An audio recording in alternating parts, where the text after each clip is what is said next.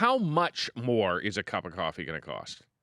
Well, that's really hard to say. We probably are experiencing the highest coffee prices historically in the last 50 years. And that's because of a drought in Brazil and dry weather in Vietnam. So the impact of the tariffs will be just to drive that up more.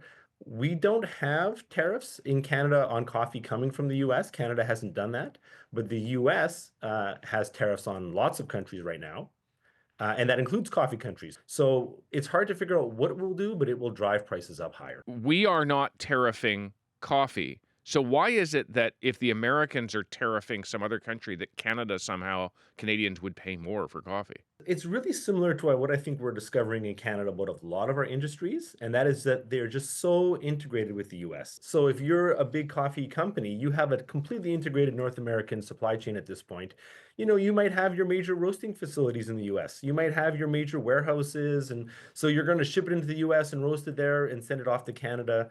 That's just what you've been doing. There is that opportunity. I think you're right for Canadian coffee companies to ship directly into Canada and avoid some of those tariffs.